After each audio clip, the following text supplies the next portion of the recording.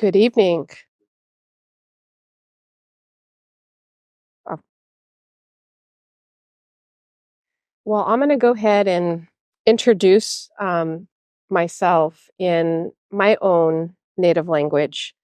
Um, this is something that we do just in case anybody in the audience may be a relative. So I'll proceed with that. So, Yat e Tamer Begay and She, Nai Kaidina and She, Kia Ani Bashichin, Ashi Dashanali, Tohoglini Dashache.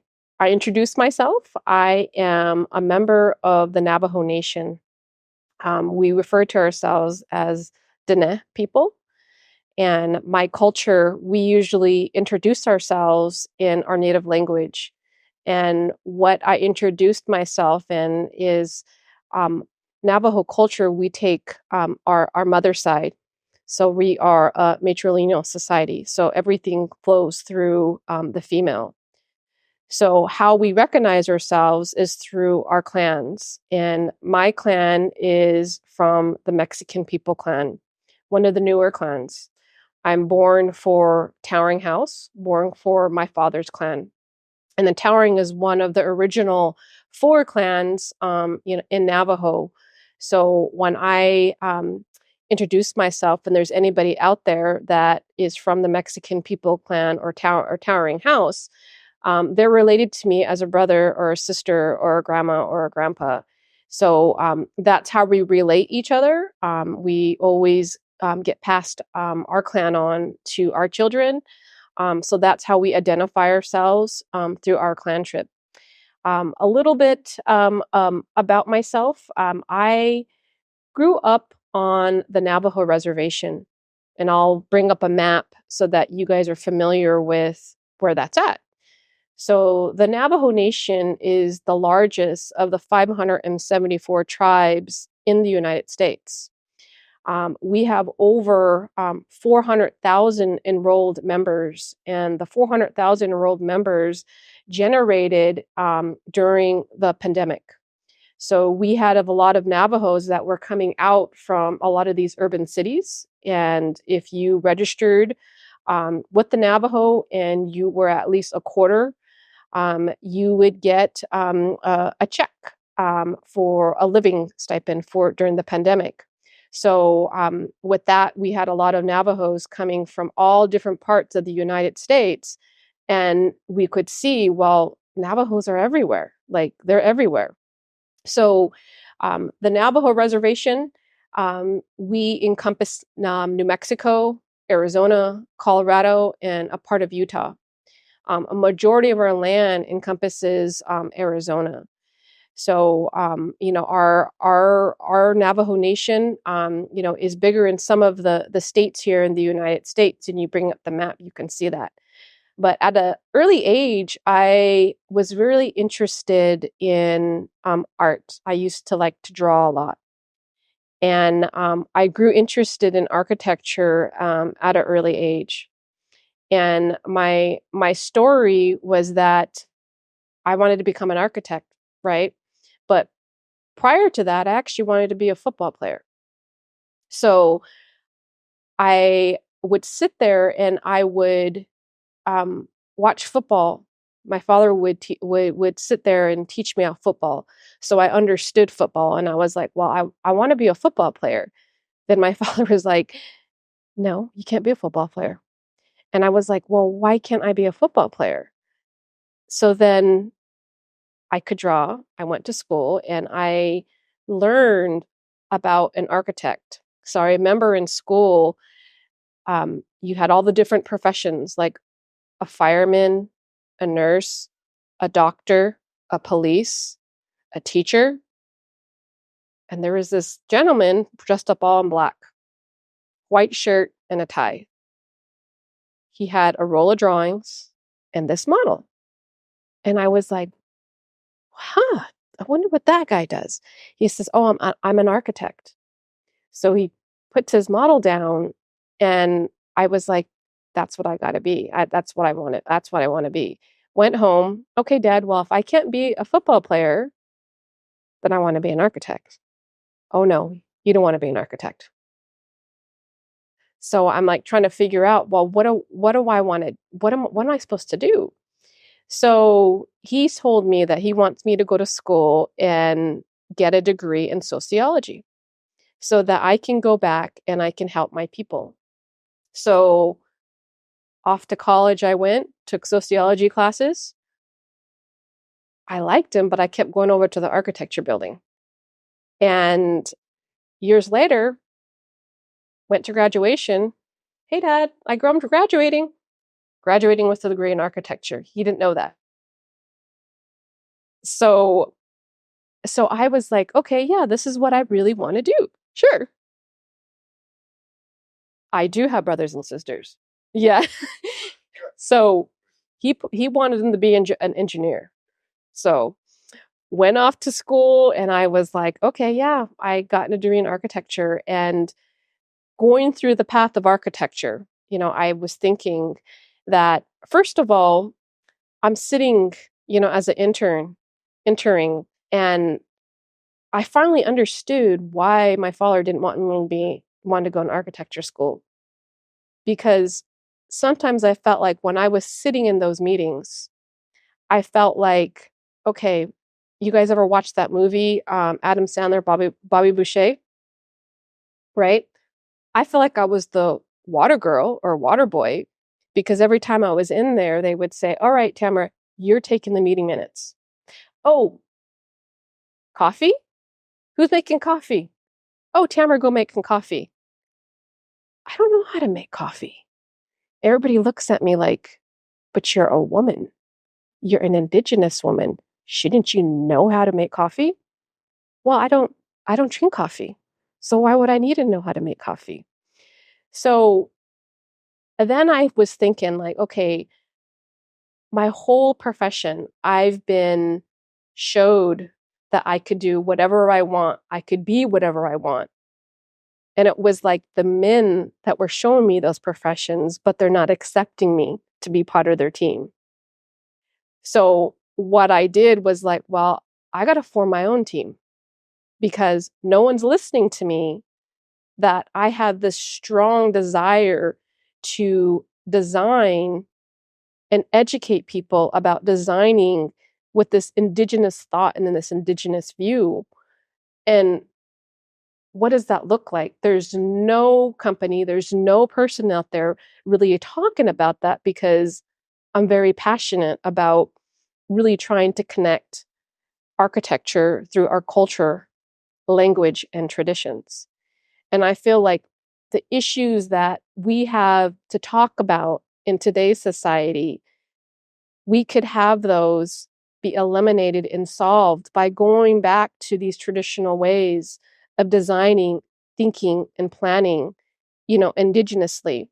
But they are been these topics of Indigenous design are being slashed.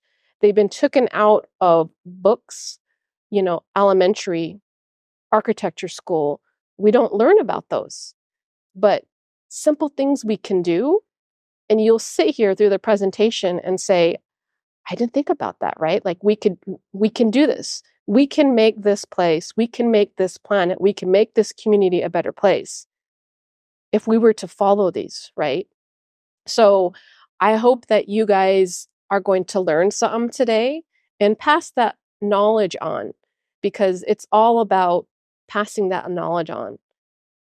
As an Indigenous person, we literally live in two different worlds. We live in the Indigenous world. We also live in the Western world, right? So we have that balance of understanding, between the two. So I started IDSA over 12 years ago. So no one would listen to me. Even my instructors at school would say, you know what, Tamarah, you're making this stuff up. Like, how is it that you're doing research because you're doing a project? And my research is understanding the land and the people and the language and the connection. And I remember the instructor that I would talk about, and I said, you know what? We're building these log cabins, but I want to bring this cultural aspect to it. Learn about the Kiowa Indians and how they migrated in here and what they used. And the instructor would say, you're making this shit up. And I'm like, I'm not making this stuff up. I get an F and I'm like, no, do your research and understand this. Listen to people, talk to people, listen to their stories and implement it in there. So years later, when I started IDSA, the instructor was an architect. We're going to a pre-bid meeting and it's for a school on the Navajo Nation. Lo and behold, he's there. I walk in, he goes, Tamarah. He goes, oh, who do you work for? Oh, and I said, I work for myself. And his face dropped and he says, you're an architect? I said, yep, you can go on to the state of New Mexico and look at my number. You can look me up. His face dropped all the way down. And I said, yeah, because you're the one that failed me and said I would never become an architect. So, you know, again, these stories that I tell you, there's meanings behind the stories, right? And those are the things that we should be able to listen and really listen to, those messages. So part of the Indigenous way is to pass along those stories.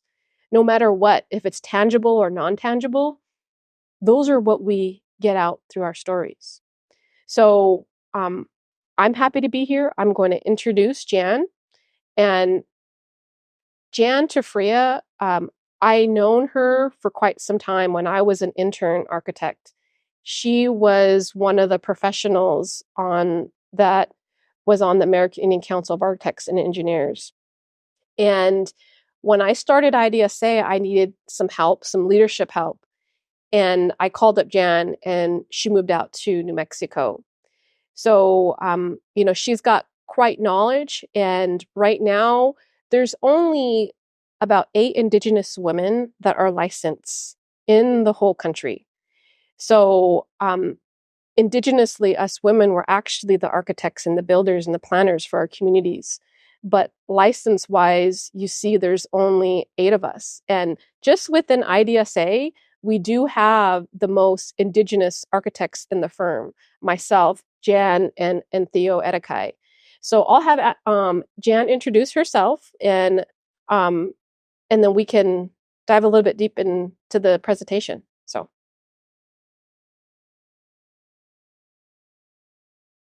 Hello, everyone.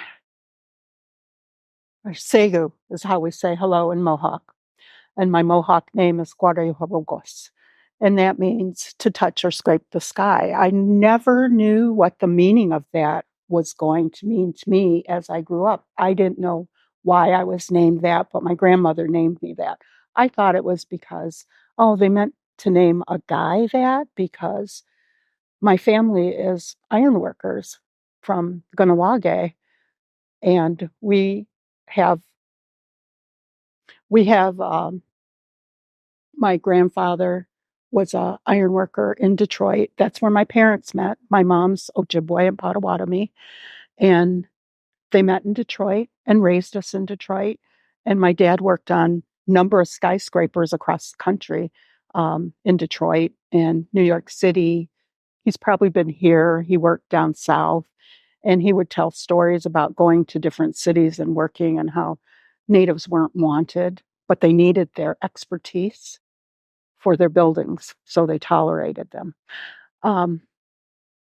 But I'm a city Indian. I had a little bit different experience than Tamarah had.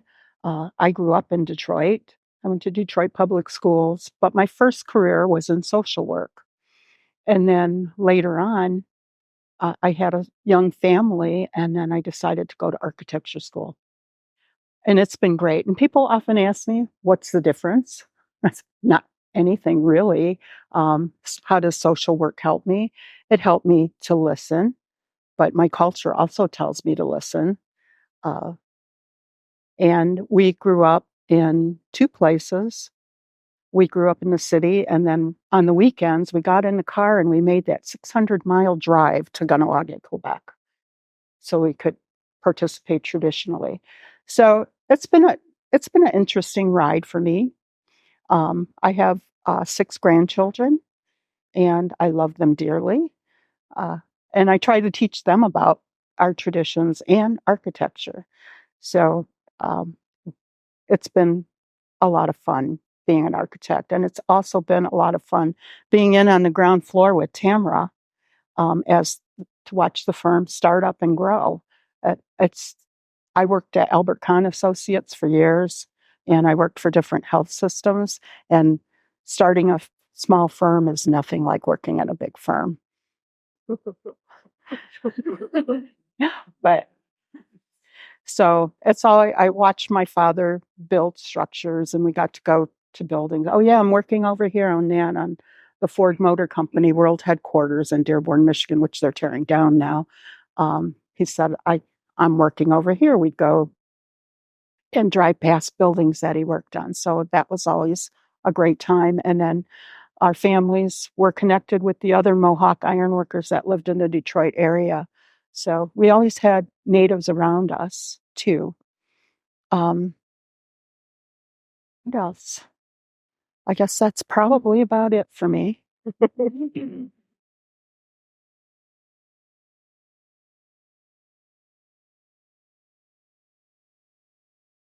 So IDSA, we have our firm has grown, and here are a few of the staff. All our staff are Indigenous, so kind of one of a kind firm in the country. All our staff are Indigenous people. So we have grown, and we've won several awards throughout the years. But our commitment is really working with communities and the people and building their projects. I think that's the thing that we really strive to do, and we're happy to do. There's awards, but we like them, but it's not really something that we kind of put out there. But we have done several awards. This is a little video about IDSA.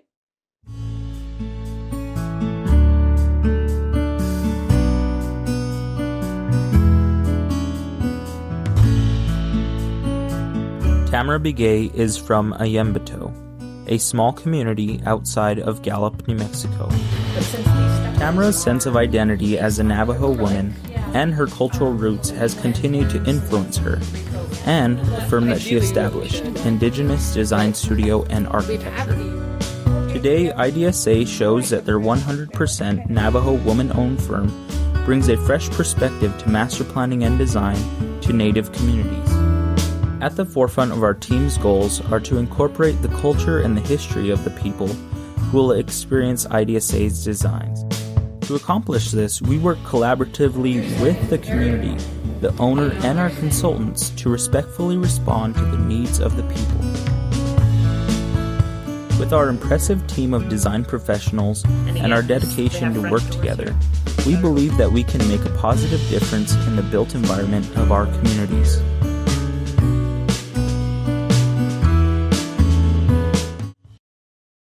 Yeah, it's nice to see that, because it's not just me, right? there's a team behind us. So I want to talk a little bit about home. And I have this story because I think a lot of us could probably relate to, like, this is home. Okay. So as I came to be, I could feel the warmth of the sun on my face and my body. I could feel the sun. I could feel the light. I could feel that beating of the heart.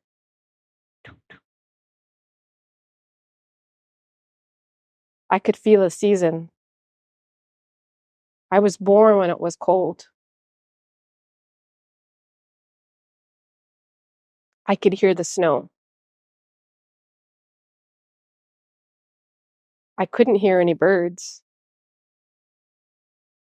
but I could feel the warmth that I was in my mother's womb. I'm connected to her through her umbilical cord. I can hear everything. I could feel everything. I could feel the ground, earth. I could feel Mother Earth. I could feel the air. The air is clean. I could feel the water. The water is clean. I can hear my family. They speak of me that when I'm born, that I'm born to Mother Earth and Father Sky, that I'm here, I'm put on this planet so that I can better leave this planet for generations to come. Seven generations, 3 generations before and 3 generations after. My job is to leave this planet a better place. I walk in a clockwise. That's the way we learn when we're in our mother's womb. We pray with corn pollen in the morning. Our praying is not about tangible things, that I want to be rich, that I want a BMW, that I want to live in a 2-story. Our prayer is that I pray that my existence on this earth continues. We pray for the water that we can drink, the food that we eat from Mother Earth. We pray for our family. We pray for our community and our connection, that we continue to work together. Because without that, we wouldn't be here. I was born, my umbilical cord is buried where I will always come home. That's where my home is. That's where I come from. My connection to who I am as a person and what I'm supposed to do on this planet.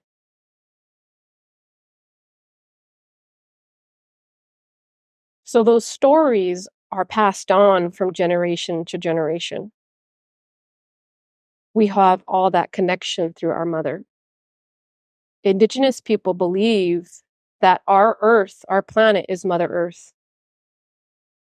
That if you were to design, that you were to plan, if you were to speak, that we speak in good voices, that we plan with good thought. We wouldn't dig into our mother. We wouldn't dig into her veins.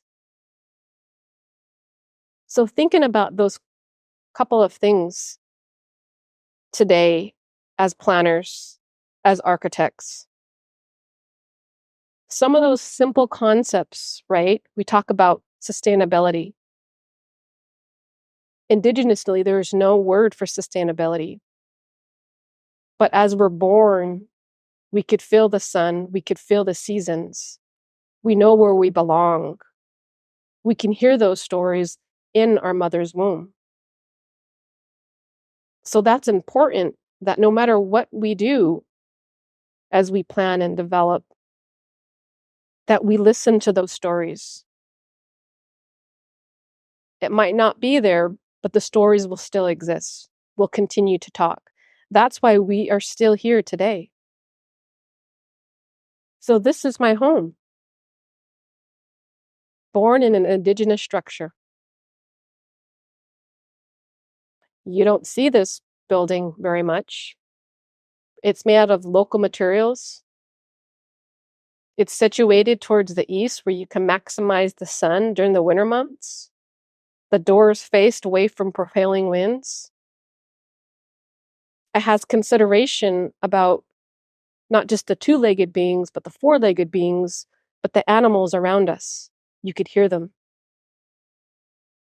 We embrace that. This building doesn't get a LEED plaque, but it exists there for a reason. It's the stories and the knowledge about how the structure came to be.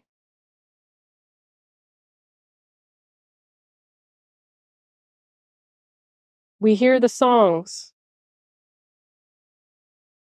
the prayers in our songs are what teach us about who we are in our culture. We have connection to the solstices.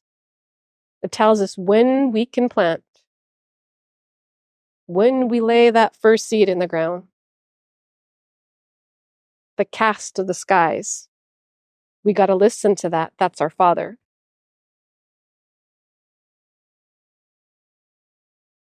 We have connection to other aspects, deities, that tell us, well, the storm's coming. You guys hear tornadoes, right? You guys hear earthquakes? Those are said to tell us that we need to make a change. We're getting shooken up by our mother. When your mother tells you something, do you listen? We ain't listening to mother right now. It's telling us that we got to make some changes in the way that we think and we plan, and the way we communicate, and the way we talk to each other. Because if we don't make those changes, we ain't going to be here no more. And what's left is only those stories. It's not going to be about those monuments. It's not going to be about those structures. It will definitely be about those stories. So with climate change coming, that's the big word of climate change. We got to listen to those, right? How are we, everyone in this room, going to spread and make those change for the betterment of our world, our community, our children? 3 generations down, right? We're all going to become grandmas, grandpas.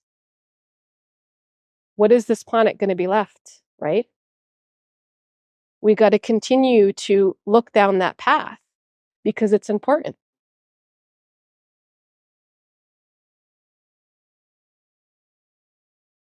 We have connection to our land. So when you guys think about it, think of that as your mother. We have connection to our sky, which is our Father.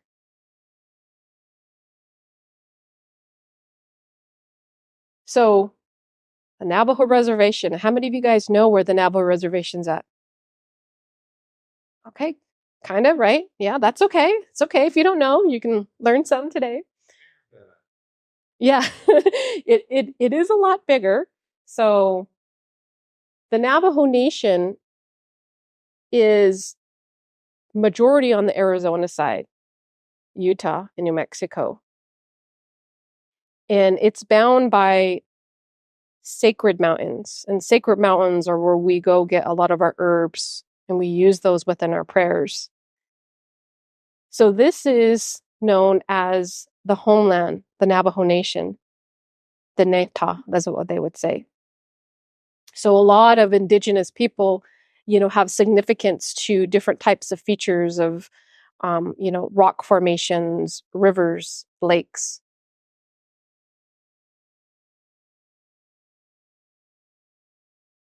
Out of the 574 recognized tribes in the United States, Navajo Nation just has over 400 enrolled members. You'll see, all these dots, but indigenous people still exist today, right? They just exist all over. But what can we do is we can actually learn from the stories and learn from the structures in order to, design something that is appropriate, but not just appropriate for the culture, but also in urban cities. Like some of these developments that you'll see kind of the first evolution. When me and Jan were walking in, we seen that housing development over there. And we looked at each other, we said, this looks like Pueblo housing.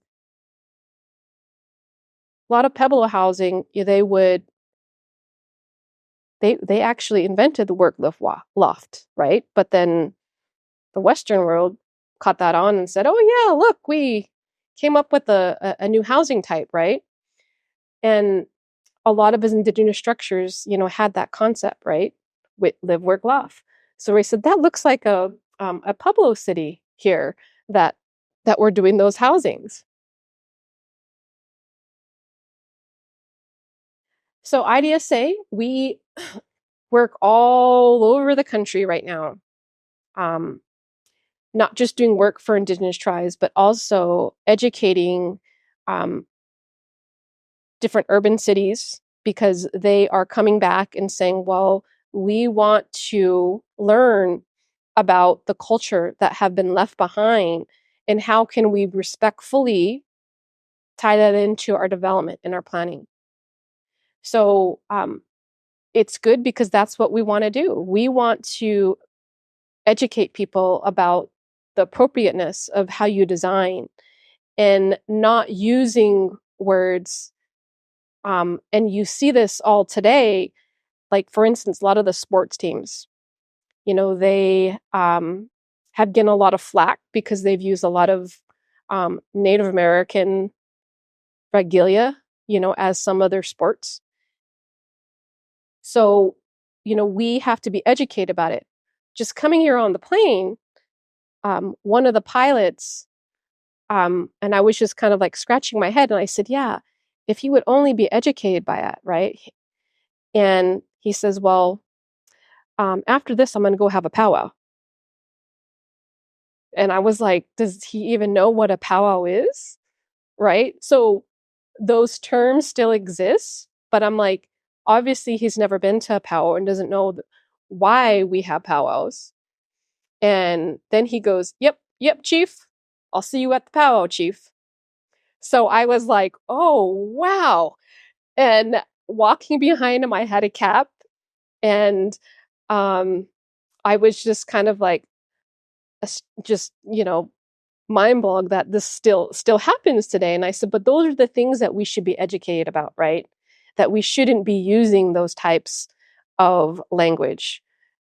We had a insurance, your professional liability insurance, and there was actually someone that was recording it, and they actually said the same thing about, yes, let's go have a powwow.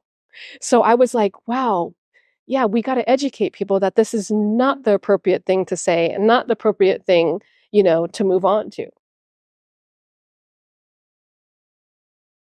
So learning from the past, Jan's going to talk about a little about learning from the past and how we can be educated, about that. So.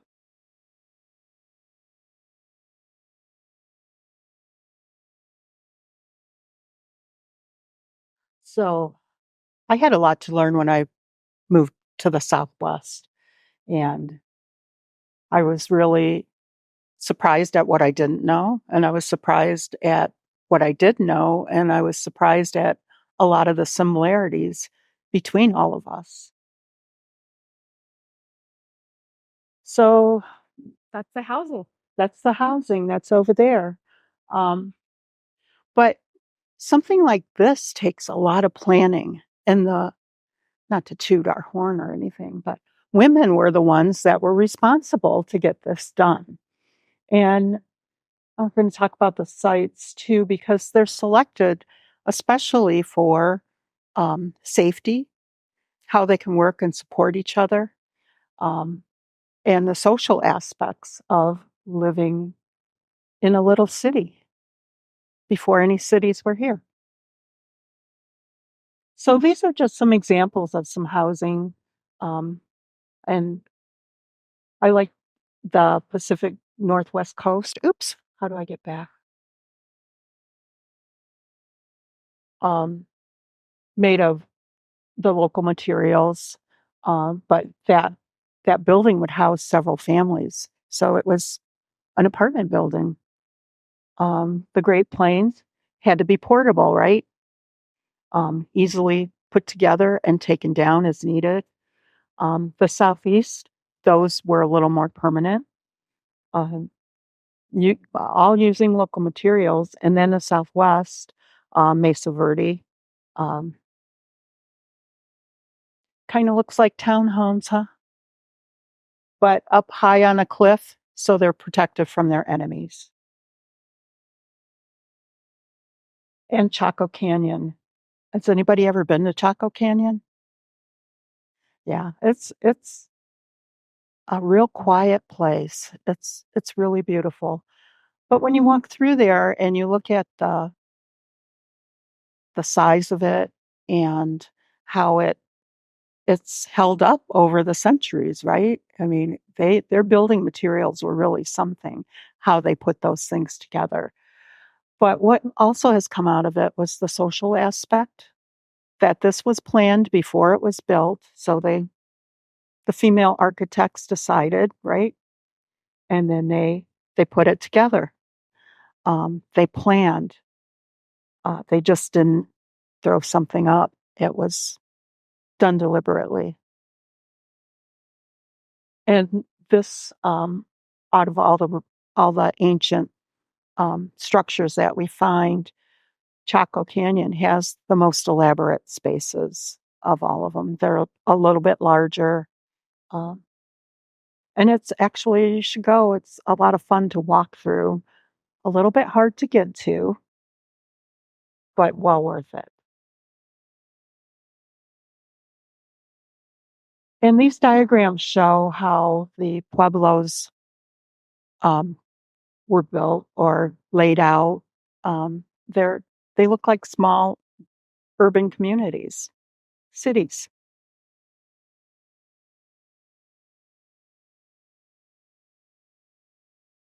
So we end up with a lot of issues currently, right? Um, and I think this relates to the project too. Um, you go ahead and do development without regard for the end users. We're just going to make a decision. This is what's good for you. We find that in housing projects on a lot of the reservations is that they've got a house that relates nothing to tradition. It's a typical non-native suburban home, which is hard for them to use. And when you have your traditional ceremonies in your home and how you gather and just how you move through, it's different. So the previous slide showed the settlement patterns. We have destruction of those patterns. Um, the pueblos were never meant to be all spread out across. They all live in close proximity to each other, but now they're all spread out. Um, and then the lack of sustainable practices. We all used normal or local materials to build. And now we have to bring everything in, and it's really changed a lot. And then cookie cutter development is that they kind of do that, I guess, if you look at that. But how do you personalize it? Everything is personalized, and it's for a reason.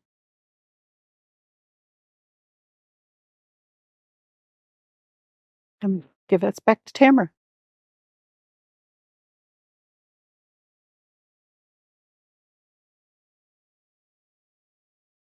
So these images that you see up here, it's important that we do learn from our past, because if we don't learn from our past, you have those list of issues that, we're trying to solve. Like, we're not designing with thinking about the end user, right? We end up with cookie cutter designs. We don't think about sustainability. And I feel like today in society, like, we're trying to backfill sustainability. Like, we're trying to figure out, well, can we add some PV panels here? Can we add green roofs here?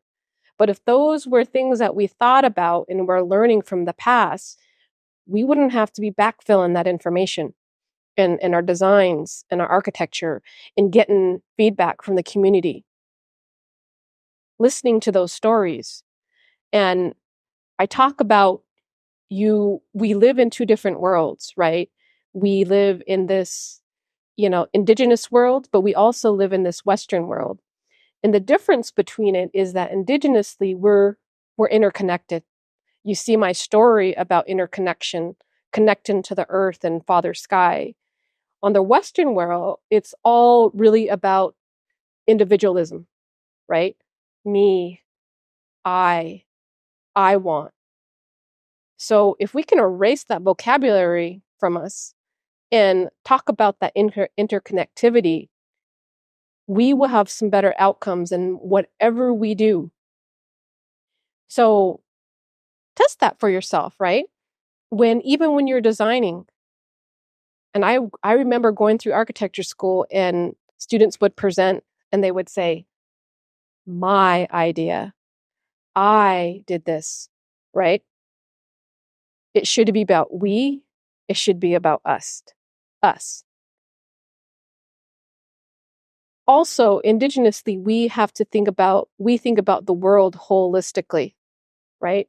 And I talked about that holistic. And it's not very very compartmental. You have these compartments that in today, that's what we have to live in, right? So there's differences between the two holistic compartments. So how do we detach those from architecture and our planning, right? So if we're building a monument, right, it's not about that one story. We got to think about it holistically, right? Other things is Indigenous design, we don't have a hierarchy, right? Everyone's treated equally. Doesn't matter where you come from, the color you are, we are treated all equally. In the Western world, we have this hierarchy. Who's the top? Who's at the bottom? That doesn't exist in the Indigenous world. Indigenously, we also look at kind of like we go back to our traditional. We also we're very experimental, right? The image of the Chaco Canyon was very experimental, right? Going back to the traditions. It was laid out based on the solstices.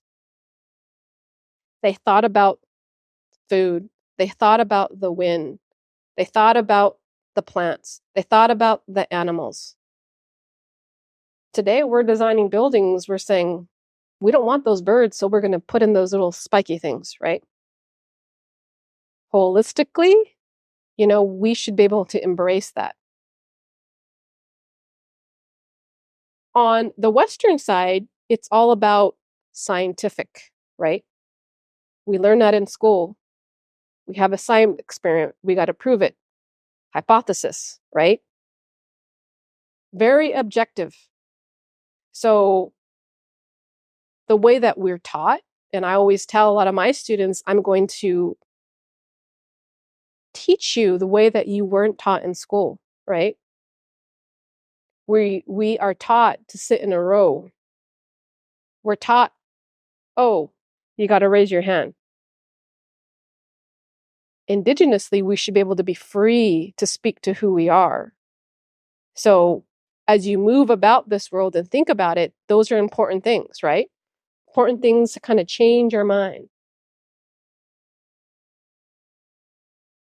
Community, Indigenous design, probably one of the most important things is to listen. There's this notion about people will say, oh yeah, it's Indian time, right? I don't like people using that term, but the reason why they say that is that, well, we don't really have a time. You come to a meeting, you don't have an agenda, right? We go to all our meetings, we've got the agenda. Bam, bam, bam, bam, bam. We got to get this through this. But it takes time, right? In order to listen, it takes time. So part of it is all about trying to integrate these ideas of Indigenous design principles, and it's understanding the community, having the community participate. And when you participate, it means all down from the small people, right? So there's indigenous principles is you're also looking at the babies, kids, adults, elderly. And we think about when we're designing, it's usually for one group, and it's usually for that adult or for that child. But if we can start thinking about how we want to design in terms of the elderly, right? The adult, the youth, and the babies, I think our spaces would be more integrated, more holistic thought process. So it's really about our communities that shape our environment. If we don't voice our opinion, we don't listen, and we just let maybe some machine calculate a square footage cost on the way that we're supposed to live and how we're supposed to, move about in our environment, that's not design, right? We didn't go to school in architecture or planning for that. So we got to set goals, and those goals are, again, about the community, how we want to better leave this planet. So there's a set of things that we can do in understanding the culture and understanding the tradition.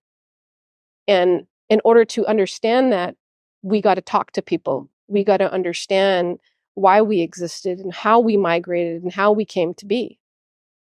So how was that all done, right? It's kind of a challenging, like you're thinking in your head, like, how do I do this for my city here, right? Like, how do I even begin to do this? So what I've tried to talk about is coming up with a principle of design. So a principle of design is that you first have to understand the culture. You have to understand the community. Once you find out all those aspects, you can bring this into a diagram, and people are very visual, right? And so this was done for Navajo, and you can do this for anything. And this is overlaying specifically Navajo, also this indigenous worldview. So majority of indigenous structures are opening toward the east. And they do that for several reasons, because they also do those offerings in the morning, but they also do it for the famous word, sustainable reasons, right? So majority of indigenous cultures also walk in a clockwise, right? So starting to organize your school, right? Your plant, your community, your home, that forces them to go in a clockwise. And part of that is that you have cardinal directions. All indigenous tribes have cardinal directions. They make offerings to the east, they make offerings to the south, the west, and the north. So all of them also have meanings behind that. East is all about birth and beginnings. As you move throughout the day, it starts to talk about play, work, and industry. You walk throughout the day. The West is all about community, gathering, social, family. Towards the North, it's all about rest, rejuvenation, elders, wisdom, and strength. There's solstices. I'm sure in the city here, you guys have different events around the solstices, right? So it's that time for celebration when it goes from fall, right, to winter, winter to spring, spring to summer. Those are the times that we need to be able to think about that environment and what's coming next and how we plan, that we're always continuing to plan. Not this fast planning, but this planning effect, right? So we also think about not just the humans, but you also have the animal beings, right? When we develop in cities, there's no thought about where these animals would live. There's a lot of stories about, existence of the animals. Some are taboo, right? But some are important that we really understand migration patterns, right? Where these animals come and where these animals, are going. So this is what I called a principle design.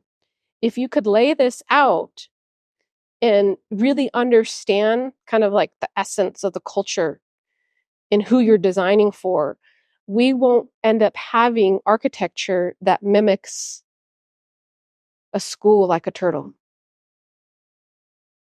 a casino that's shaped like a teepee.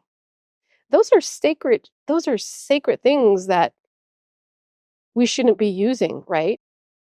So it's important that if we can understand this, talk about it, we will come up with better plans, for our communities and our cities. And you could use this in anything that you want to do.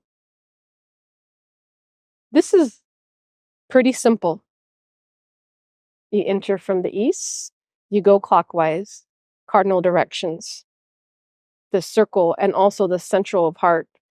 A lot of indigenous structures, you have a distinction between the male side and the female side, and also a seat of honor. So it's that respect.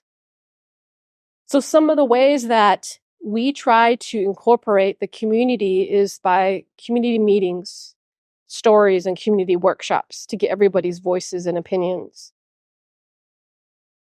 And it does take some time to really present about what we're doing, talking about ownership of who's going to be owning this. And then it's like living in those two different worlds. Like, okay, I live in an indigenous world and I live in a Western world. So how do we put those two together? But a lot of architects and planners like to call them charrettes. So here is a typical design process. And we've learned through the educational process that a typical design is that you have your user group and you have your designer group. But what we need to continue to play is in this middle one is we kind of get some community input. See the blue dots, right? We still have architects and planners coming in and saying, this is the way that you should live. This is the way you should build.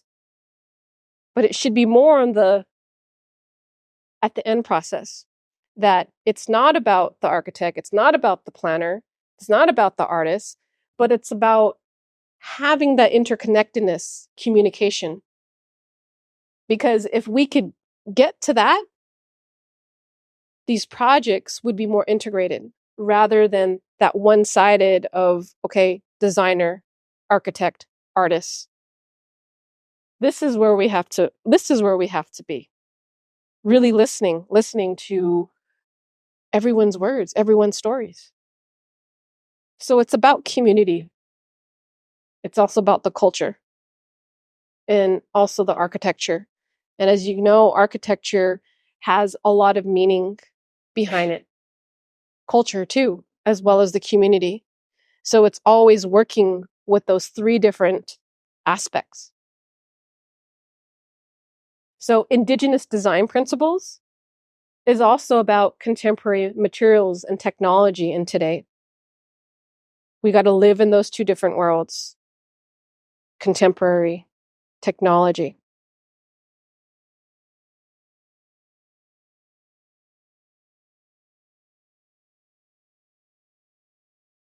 So the picture that's my left.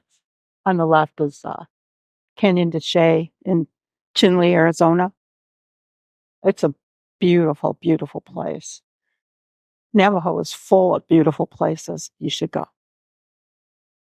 And the sustainability that's used out there.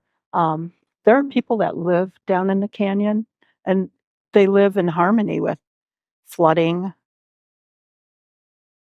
drought, but there's also beautiful. It's just beautiful. Go. You need to go. And that's part of the connection to Mother Earth. So I wanted to use our project that was Navajo Technical University and how we did sustainable design and listening to the community. So we did our programming session and came up with some ideas, got what the direction that they were heading, and we had a beautiful site, a beautiful, clean site. How often do you get a beautiful, clean site?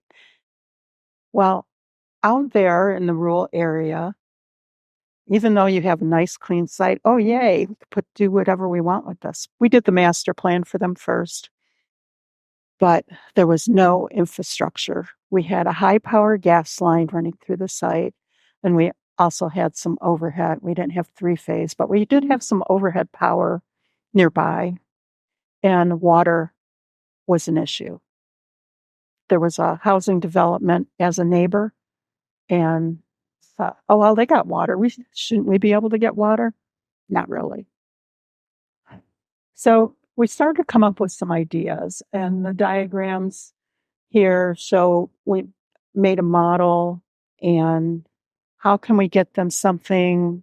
Their mission was they needed to look to the future for education. So how can we put that in the building, but also our view to Canyon de Chelly, and sustainability? How could we have glass? How could the wind is fierce out there. The desert is hard when it rains, everything floods. So how could we do that with this building? One of the concepts at the bottom here goes to Navajo stories, and how you go through the birthing process, and then you're learning.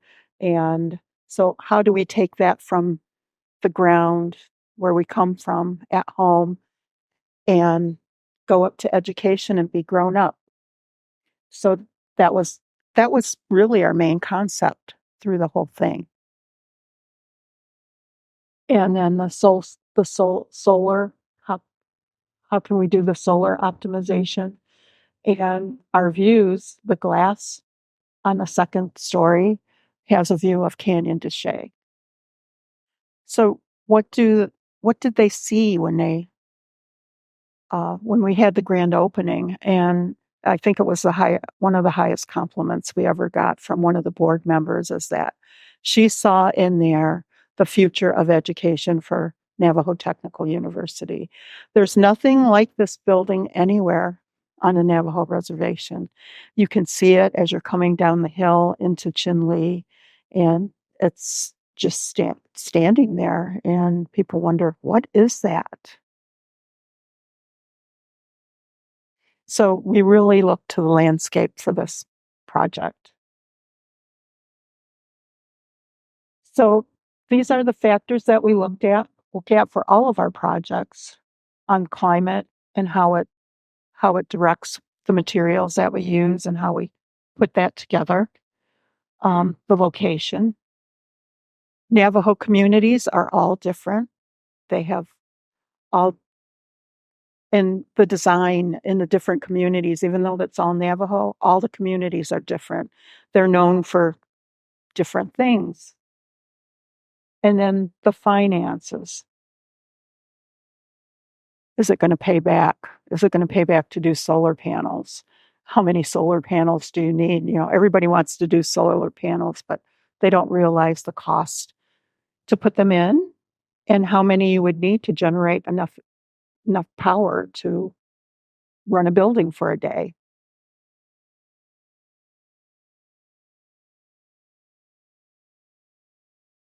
So we designed Navajo Tech to be as sustainable as we could get it. We did shading, and we looked at the drainage from the building because there was a lot of water coming off that roof when it did rain in the monsoon. And we oriented the building to use the passive solar and help us out a little bit and help them. And they were also truly visionary, and I don't have a slide to show you about the finished product, but they didn't take out landscape.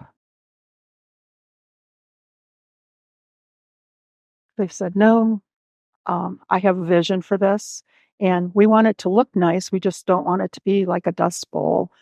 Leave some of that landscape in. We actually even got them a patch of grass, but we had to worry about the wandering cows and other livestock that might go on site.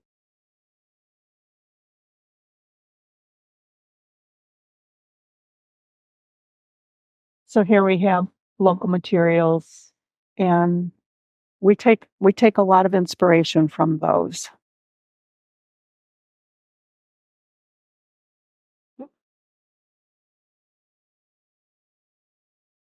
And here's some more examples of some of the pictures we've already shown, but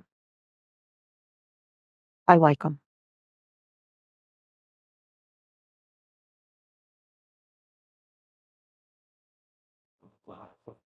I'm going to go back to this slide, and Jan talked a little bit about some of our indigenous structures throughout the Northwest, but we can start to understand things like passive heating and cooling, simple things that we can do that are not going to, we shouldn't have to be having our clients, pay for them.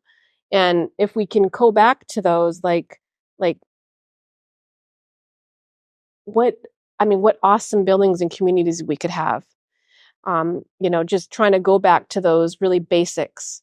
But, going back to those basics means also listening again, tying back into the stories and integrating those indigenous values and really understanding that.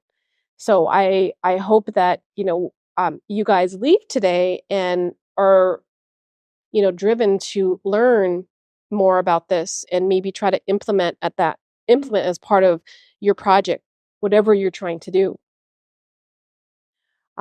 Some of the challenges, that we have, and we're living in the Indigenous world and kind of this Western world, is I feel like today people don't value the community input.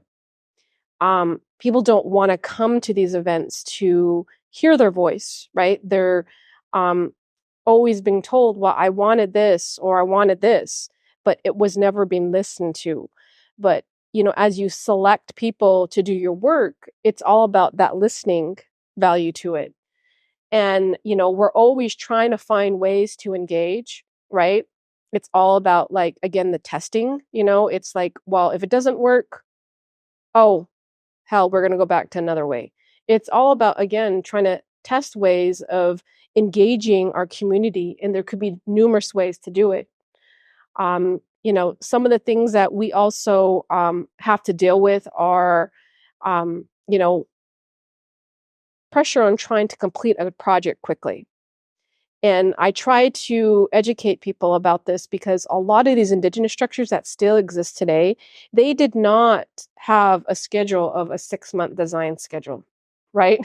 So they planned these, and they planned it well.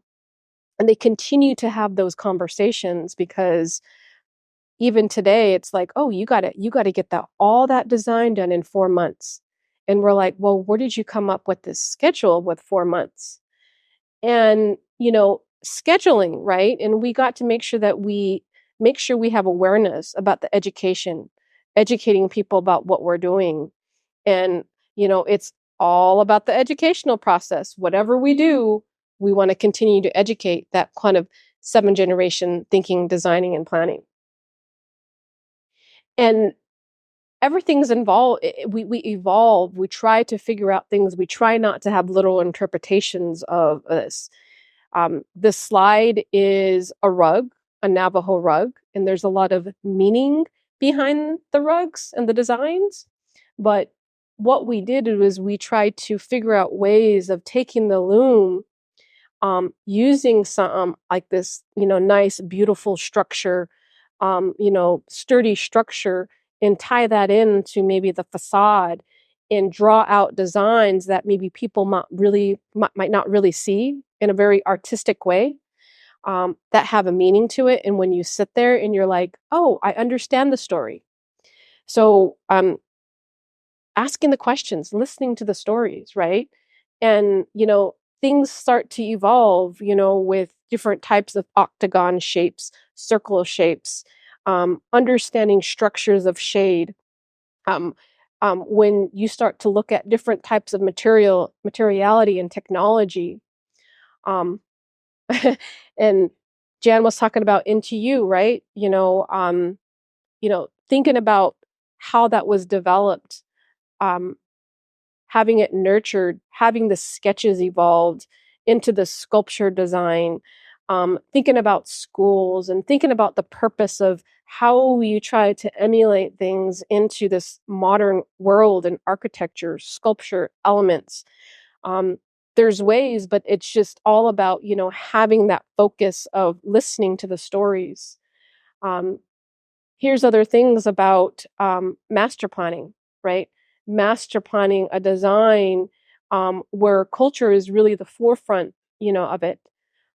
Understanding the indigenous iconic structure, orientating things through the views, understanding the sun orientation, understanding how water came to the site, how they would harvest the plants and how they would harvest the crops throughout the years, and bringing that back into this urban fabric that we live today. These are just kind of models, kind of mimicking of traditional shade structures, looking at art and how that's implemented into the facade, thinking about how you enter a building where people are being greeted when they come in. They feel like home. It should be their home. Other images of Navajo Technical University, a whole master plan community around their vision, mission, community, tied to their culture, their traditions, the environment, the landscape. So I will leave this to you to try to answer this question. So what is Indigenous architecture? Is it just that iconic structure form that you've seen? Teepees? Circles? That's for you guys to figure out. And you can do that by acknowledging and understanding with Indigenous design, understanding from our ancestors and our past, listening to the community, that connection to the basic Indigenous values, connection to Mother Earth and Father Sky. And building materials, right? How much building materials do we say that we actually use that are local? Not very much, right? Acknowledging our past, the connection to the land, land acknowledgement, listening to the community, and all these things on the trees, right? Children, nourishment, nurture, youth, ecosystem, wisdom, elders, the moon, respect, value. That's kind of a start of your design principles. But continuing that, and how is that going to be played through your design, your vision? So this monument should be, right, a respectful for everything. Two-legged beings, four-legged beings, the children. It should be respectful. It should have value, harmony, nature, youth. This is what it should be about. Thank you.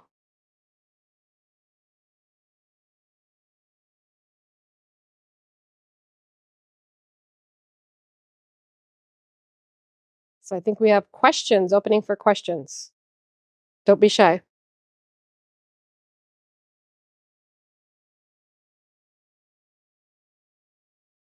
That is correct. I asked if her firm was the one that is the lead architectural firm for a reimagining project. And if so, how are you going to learn about our culture? Are you going to have time to be here? Are you going to be at some of the other meetings listening? Oh yeah, yeah. We are here we are learning. So that's part of that, right? So part of our story is to learn about your community, right? Just as if you were going to come into my community, you'd want to know, right?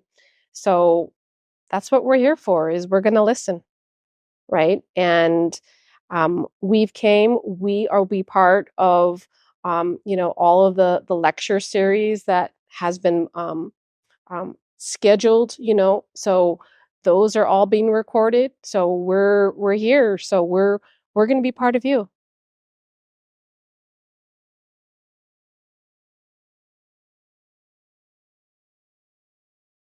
Did you guys learn something?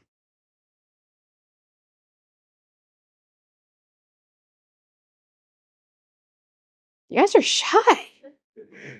It's a little off topic. What is your opinion of the Italian architecture Begay 40 years ago and built Arcasanti?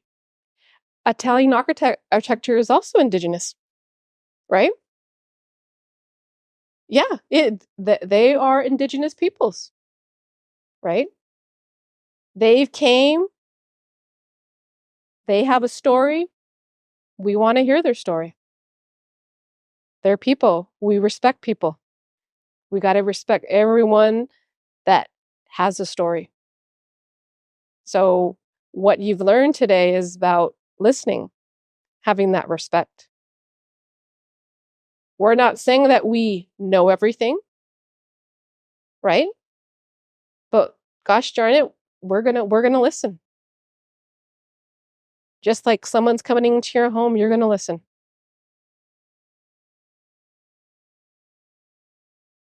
Thank you very much for the wonderful presentation. But I was curious about, I know there are hundreds of different tribes, and I wondered about what sort of conversations you've had about having this idea of Indigenous architecture and trying to, is there any sort of differences in opinion about what that means among different tribes, or is it been easier to come to a consensus for that in your experience?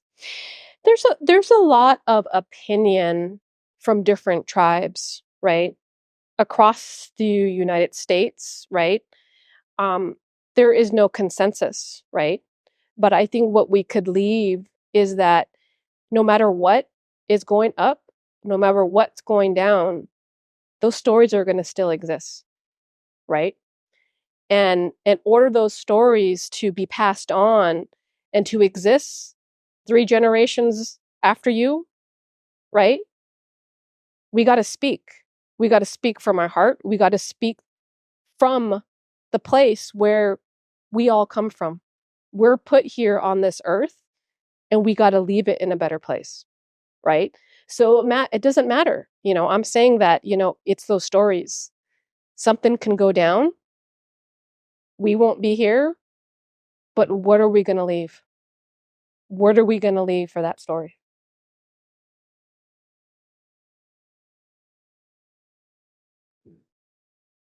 I'll stand up so folks can hear me. I'm not quite clear on where we're headed because I'm thinking about the Columbus statue. Then I'm seeing us talk about building design. I hear us talk about $3.5 million. So I would initially was thinking when the mayor's talking about making it walkable and all that, I initially was thinking we were talking about art all over the place that would encompass all of our indigenous backgrounds. But then I see this and I'm thinking building, I know $3.5 million won't get it. So I guess we're just the 3.5 is just for what we're doing, or is it actual, and architecture I know is art. And I know it's a difference in just the building and building space. So I get that. But I'm just wondering where we're headed at with this as far as design, because I was kind of expecting a little different, like some art. When I say art, I mean the crazy design. That's what I was kind of thinking. So You want crazy design, right? I was just kind of thinking something like that we would have art, don't want to see people look at. We have no like, yeah, we need art to be around that. Yeah, it's really going to be kind of really dependent on, again, we're always stuck to a budget too, right? We have a budget, but we also have to figure out with those stories. I think that there's also a little bit of tension, right, between what this could be, right? And that tension, and I'm going to tell you that that tension should not exist. When you start planning indigenously, you can't have that bad apple or that bad seed, right? And I'll tell you, like, my elders, I had a grandma that was a medicine woman, and she would always say that when you start any project and you start anything about thinking and designing, and the first thing is about cost, you're going down the wrong route. If you're coming here and for your own personal gain, that's not right. We have to do that for our community, the people, and I throw that 7 generation because we don't know. 3 generations, beyond us, like, we don't know what that's going to be. So regardless if we're not here, say that 3 million disappears, right? Flows down the water. It's still going to be about those stories that we continue to pass on. And I say that because Indigenous cultures, talking about colonization, land's been taken away from us. Our children have been taken away from us. We've been put into schools where we were stripped of our language and our culture. But we're still here. We're passing on that language. But we want to make sure that that doesn't happen to you, your family, because it happened to us. But it's why we exist today, is because of those stories. So I want you guys to leave that, because money's not going to solve the problem. We have to understand that's important. Listen, Yeah. it's not so much it was about the money, it was about the scope of the project. Well, you know what can you for this? Yes. Design. Yeah. And you come up with that master plan, yeah. no, we're at the beginnings. So I can pass it on to Amanda, but we're at the very beginning. So, and we come, yeah, yeah. Not what They're gonna ask about it. Yeah. Hi, everyone. My name is Amanda Golden. I'm part of the Reimagining Columbus team. The $2 million from the Mellon Foundation is specifically focused on having a community dialogue around the recontextualization of the statue. So this is the third live event that we are having in a series of events. Those events will take place through the month of June, and then will also take place again in the fall and spring of next year. Part of the deliverables for the Mellon Foundation are up to three conceptual designs for community review and conversation, which is what Tamarah's group, along with DLR group and Design Local Landscape Architecture, will be focused on. We have no idea what that recontextualization looks like at this time. We don't know if it's a building. We don't know if it's a park. We don't know anything other than the fact that the statue will not return to City Hall's campus, and that it will remain part of the City of Columbus's collection. So that's all we know at this time about the statue, but we have a great design team who will be responding to all the stories that we're collecting, all the information that we're collecting over the next, 6 to 8 months. And then again, in the fall and spring of next year. And then just one more additional comment. $1.5 million has been given by the City of Columbus to fund public art on City Hall's campus. So part of the deliverable of the Mellon grant is the recontextualization of the statue and a public art land, because that's where the statue stood, right? So we took it away from City Hall's campus. The public art plan will reimagine what City Hall's campus will look like with a concrete investment from the city of $1.5 million. So that's where that $3.5 million comes from. Thank you. Like there been any connection or interaction with the local product? If we had Wyandotte and Delaware that I quite was very. We used to have a center on the south side, and I don't. Is anyone representing them? Oh my gosh. Yeah, we are familiar with what you're talking about. So we are wanting to work with them. Okay. So that's part of all of our gathering history and talking to individuals. So thank you for that. Yeah, beyond means. Oh, yeah. Okay. They're part of the Beyond the tribe. But you might find them. Yeah. Thank you. Thank you. When you're doing work on the reservation, it seems like you might have like-minded individuals there, but when you're doing work across the country, one, is it similar work? Like what other projects are you doing elsewhere? And then two, like how do you get people to care? It's kind of a main thing, like it's just developer driven, it's about money, and I like really relate to all these things that you're talking about. But yeah, like how do you like persuade people to actually care? Um, your first question about when we work with other Native American tribes, they're actually very similar, right? So, and I feel like as an Indigenous person, like we do live in two different worlds, right? And I think part of like this colonization, a lot of Indigenous people have kind of moved more towards the Western way of design and thinking. So when we go in there, we try to just really educate them about, hey, indigenously, this is what we used to do a long time ago, right? But we just got away from it. And once they understand that, it's like a light bulb goes off and it says, oh, yeah, this relates to me, right? And I think that's really the most important thing is, again, about the educational side. And you talk about, doing projects that maybe people don't really care about, right? And I'll tell you, they do care about it. They do care about it in a way that you got to talk to them and figure out, what's important to them. But for us, I feel like we don't just, okay, well, you're not going to talk and you're not going to speak, so you don't care. It's ways of how you have to communicate and get it out from them. And once you get them to talk, they should be able to say, well, I just don't give a damn about it, right? But well, why don't you give a damn about it, right? And there's a connection. There's always this connection, no matter what we do, right?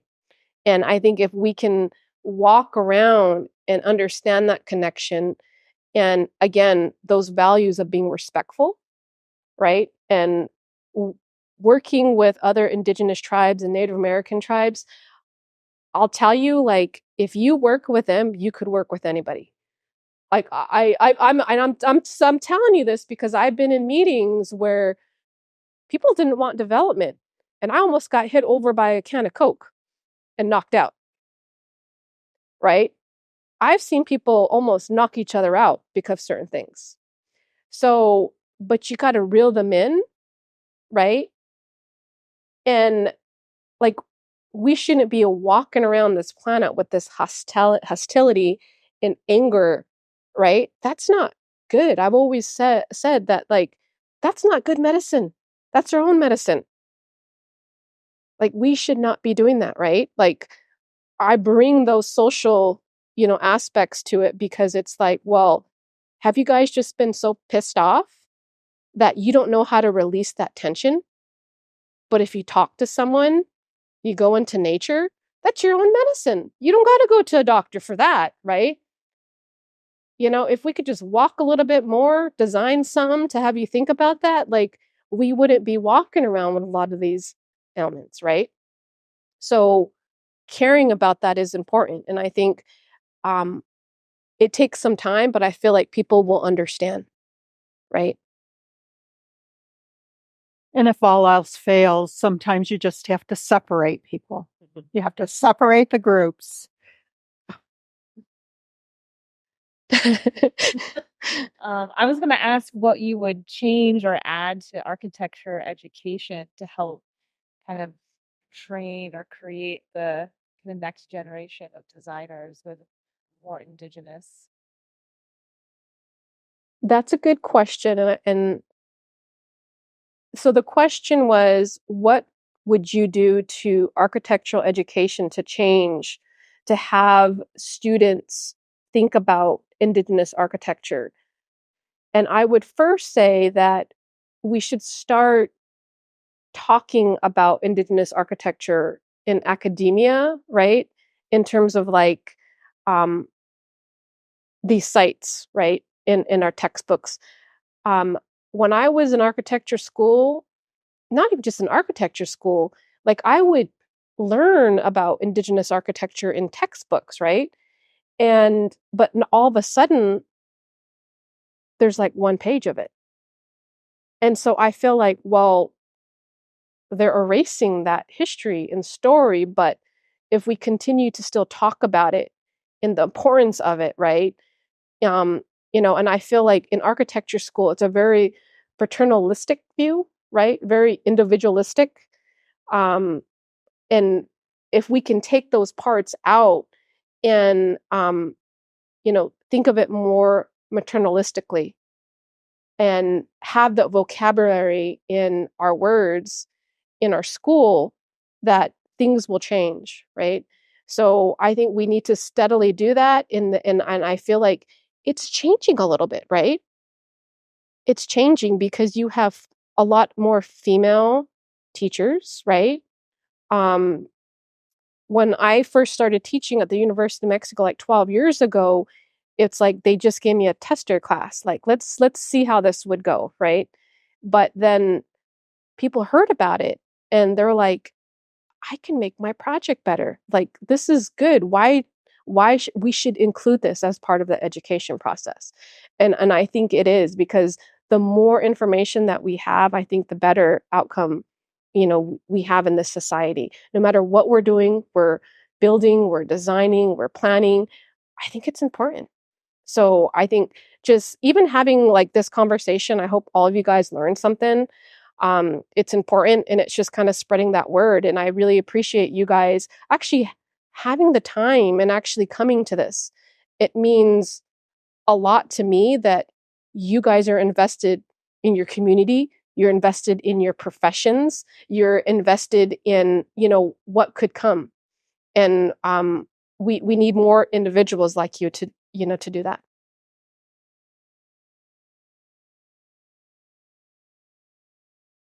Thank you, guys.